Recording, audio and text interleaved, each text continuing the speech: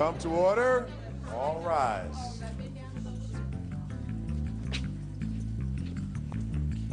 Now, this is case number 54 on the calendar in the matter of Cozad versus Reyes. Parties have been sworn in, Judge. You may be seated. Mr. Cozad, you work as an attendant for someone who was ill. Is that right? Yes, Judge Sheindlin. And it is your claim that when you went to pick up some of this person's medical material at the doctor's office, you came in contact with the defendant, who was a receptionist. Is that right? That's correct, Your Honor. And there was some sort of a dispute as to whether you had the right to pick up these records. And there were, according to, I guess, to both of you, words exchanged. You left and was subsequently arrested and There was no arrest, Your Honor.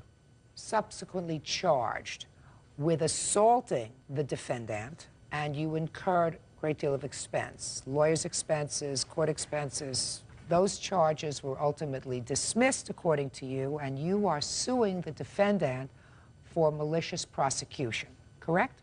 Yes, Your Honor. The defendant says that you did, in fact, assault her, and she is counterclaiming for a variety of things as a result of that assault. So that's what this case is about. How long had you been working as an attendant, Mr. Cozad? I've been living with the particular person involved for about, it'll be 9 years in November. Is this an employee relationship? No, Your Honor, we've just been roommates, and he has trouble with reading and writing, and so he assigned me power of attorney in 1998, which I have proof of. Okay. What records did you want?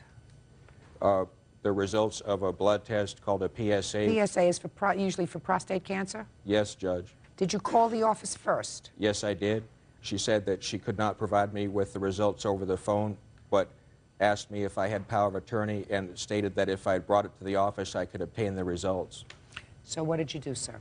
I discussed this with Leonard, who said that due to the fact that his next appointment wasn't for 3 months, he'd like to have the results in a more timely fashion. I went to the office, presented Ms. Reyes with the power of attorney document, and asked for the PSA results. She asked me for a copy of the power of attorney form, which I provided her with, and she said she would like to place it in Mr. Park's file.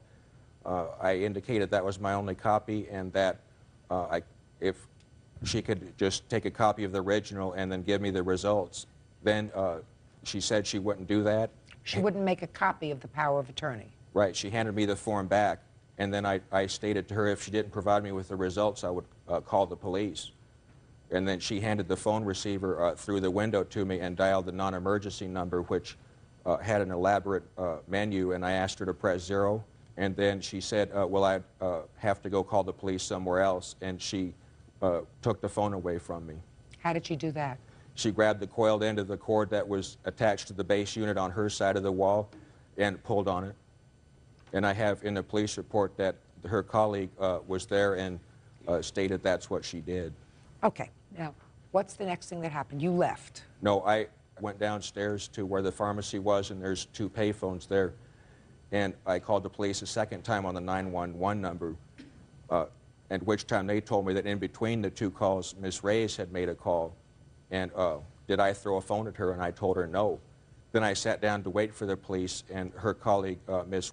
came down and sat right next to me and said that the whole... Don't tell me what Ms. said. That's hearsay. She sat next to me and talked with me for a while and said that if... Don't tell me what she said. Then she went back upstairs, and then 2 officers came. At the time, there was no arrest, and she wrote down some notes on a small pad. Did you subsequently, sir, have to appear in court? Yes, Your Honor, I had to appear 6 times? times. Did you hire an attorney? Yes, I did initially, Your Honor. And I have the receipts and the description of the things that the attorney did for me. Okay, and ultimately you then had to use a public defender. Yes, Your Honor. Did the case ever go to trial? No, Judge. The case never went to trial. There was no arrest. The case was dismissed at the request of the DA. Do you have a letter to that effect? Yes, I do. And okay. So what I would like to see first is the letter of dismissal from the district attorney. Then I would like to see your police reports, including the statement of Ms. Your Honor, the police report also states that there were no marks or injuries Just upon... a minute, I will read it. Don't tell me what it states. Reading was one of the first criteria that I had to pass for this job.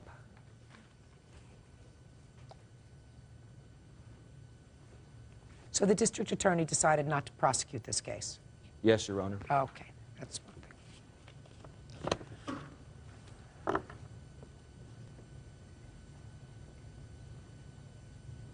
Well, this report from the police doesn't really bear out, sir, what you told me. He told me that he pulled the phone back and then threw it in the window towards the cradle. Kozad told me, I guess I wasn't as gentle with the phone as I could have been. He told me that when he threw the receiver, Reyes was near the back phone talking to someone, and he did not see the phone hit her. Your Honor, I'd like to address that inconsistency, and the fact of the matter is that she was next to the phone because her colleague stated the same thing, that she was next to the phone. The colleague, Miss, also said that you threw the phone. Your Honor, what she perceived as throwing of the phone was due to the tension developed between me holding the handset and Miss Reyes holding the cord. I released the phone, and it went back through the window. Kozad, according to Miss, pulled the phone back and then threw it through the window. That's what she says. Real cases, real people. Judge Judy. Duke Kozad says office manager Yolanda Reyes had him falsely arrested after he attempted to retrieve his friend's medical records. Yolanda says Duke threw a telephone at her. She, that's Miss, went downstairs not to comfort you, sir, but to I didn't get say the she came to license, comfort me, Your but to Honor. get the license plate number of your car. That's what she went down for. Well, Your Honor, how would she know what kind of car I drive to do this? I'm just telling you, there are inconsistencies here with the story that you tell. Your Honor, the officer, while she did an exemplary job, was a trainee and made other inconsistent remarks on her Sir, report, I'm just telling you, too. these are your reports. These are the reports you gave me. The items in quote, I did say I wasn't as gentle with that phone as I could have been. And you said you Everything threw else it. is the officer's And you threw words. it. And Ms. says you threw it. You asking me to look at Ms. statement. Ms. says that you threw the phone. That doesn't mean necessarily that it hit her, because nobody saw it hit her. And the police officer saw absolutely no bruising on her, nor marks, nothing. So I don't know whether you hit her or not. What makes you think, Miss Reyes, that it's against the law to turn over a patient's records to the patient? Those are the rules, and I have a letter from the doctor. I don't give a rat's tutu Because- about. I don't give a rat's tutu about what the doctor's rules are. Doctor's rules are not law. You said to the police, according to policy and the law, patient's records are their records, and a patient wants the test results, and a patient's allowed to get the test results. Period. End of discussion. And if he's got a power of attorney, he stands in the same place as the patient, right? That's one thing. Yes. So you were wrong. He had a power of attorney. Now, my next question to you is, I assume that in a medical office you have a fax machine or you have a copy machine. Is that right? Yes. Why didn't you volunteer to make a copy of his power of did. attorney? I did. He got mad. Wait just a minute. You said to him, nicely, when he came in, is that the power of attorney we talked about? I'll take it, let me make a copy and put it in the file. Exactly Is that what what I you did. said? Exactly what I did. Is that what you said? She said, I'd like to place this in the patient's file, meaning the copy I had. I said, that's my only copy. Could you, I can't release this copy to you. I need to retain possession of this copy. Did you ask her to make a copy of it? I don't remember, Your Honor. I don't know whether she said she had to make a copy or not, because when you got off the phone with her that morning, she was hell-bent on trying to contact the patient himself. So she called the patient, and you spoke to her on the phone and said, the patient's doing the laundry. He cannot come to the phone, right? I said he was out. I didn't say he couldn't come to the phone, Your Honor. I said he's outside doing the laundry. That's exactly what I said. Mr. Kozad, let's not split hairs here, sir. So then you come down to the office after she has tried to get in touch with the patient, I assume to verify that, you know, it's okay to give you the record. She's not able to do that. So I don't think that you were... Your Honor, she did know because I accompanied Mr. Park to the office on 2 previous occasions to fill out his forms. I don't care. They don't want to get sued. They don't want to get sued by giving any of his medical history to somebody if they're not absolutely positive that that's what the patient wants, especially if you're not his guardian. You may have power of attorney. However, you have power of attorney that allows you, I assume, to get what you need. Let me just take a quick look at your power of attorney, sir. I'd like to see it.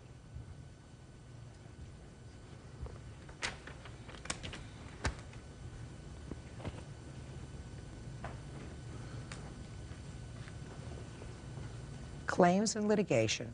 personal and family maintenance, benefits from Social Security, Medicaid, Medicare, and the military, retirement plan transactions, and tax matters.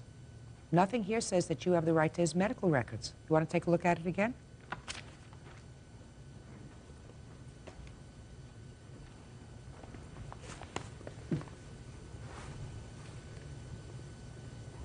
Your Honor, under item K, where it says benefits from Medicare, Medi-Cal, etc., Mr. Park paid for his doctor's visit with a Medi-Cal card. Stretching! There's a difference between paying for with a Medicaid card, Medi-Cal card, check, or anything else. It doesn't give you the right to get his medical records. I'm in error, Your Honor. You were. So that if Ms. Reyes had given you these medical records, and if Mr. Parks had sued the doctor for turning over those medical records, they would have been unprotected. That's not to say that you hurt her. Now, Ms. Reyes, I would like you to tell me your version of what happened. I got a call on September 21st around 9:30 in the morning from this gentleman here, Mr. Kozat. He told me, he explained to me, I've been reading an article in the paper in regards to the PSA, and I want to get Leonard's, test results. I said, well, first of all, I don't have that right. The doctor is the only one that can release that information to the patient. He said, well, I have power of attorney. I said, well, as soon as the doctor comes, I will have him call you and release that information to you. He got upset and he hung up. I gave it a few minutes to call the patient and let him know that doctor will give you a call and give them to you, and if you have any questions, you can have all your questions answered. Okay. When I called, he said, no, he's out doing laundry, and hung up on me. About an hour later, he shows up, very hostile, irate, demanding that I give him the test results of that PSA of our patient. I again told him, I can't release this information to you. The doctor needs to release this to you. I asked him to see the paperwork. He gave it to me. I proceeded to step just not even 5 feet behind me to the copy machine, and he started getting very hostile at the window. What did he say? He said, give me my paper back. No, I didn't say you can make a copy of it. Give it to me right now. He goes, I'm going to call the cops. Go ahead. I said, hold on. I gave him back the paperwork, called the police department, handed him the phone. I wasn't on the phone, so I don't know the prompts that you have to go through. And we had another call. There's another phone behind me, say maybe 8 feet at the other desk. And my medical assistant proceeded to get that call. She had a question regarding one of the patients that was calling. So you walked over there? No, I did not. I did not walk. I stood right here. Here's my desk. Here's the phone.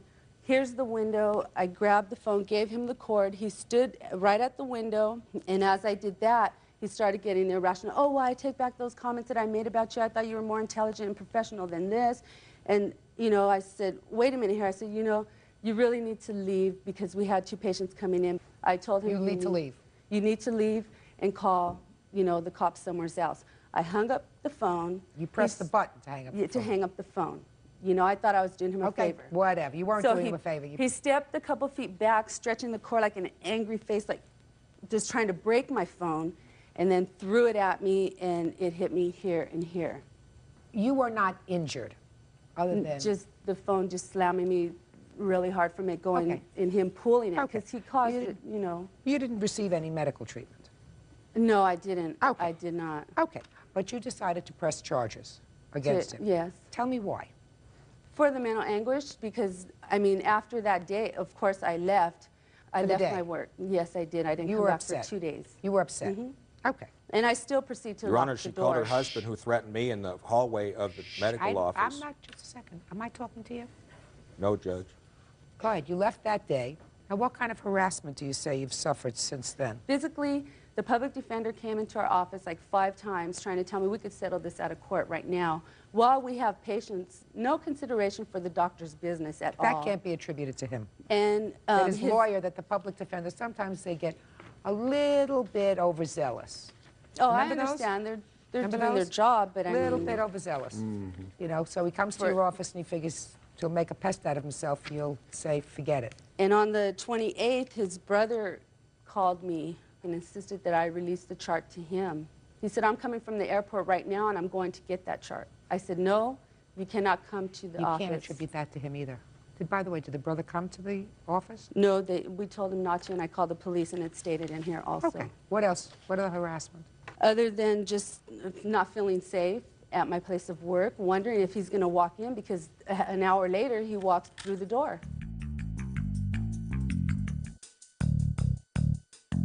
That only happened once, is that right? But he's called, yes. I've never called. The once that he showed up in the office to get the medical records was this one day that this happened. Is that right? All right, your counterclaim's dismissed. Now let's get to your claim. A, Mr. Kozad, you did not have a power of attorney to get medical records. At least on its face, there are certain specified things that you are enabled to do as a result of the power of attorney, and getting medical records is not one of them.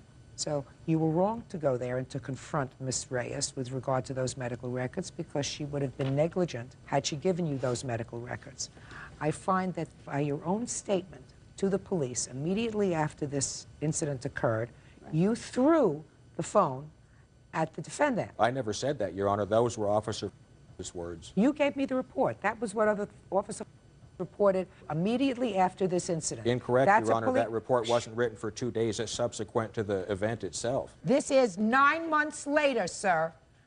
And 9 months later, your memory is not as fresh as what happened as it is 2 days later. Mr. Kozad, I'm making my ruling now. This is not the time to argue.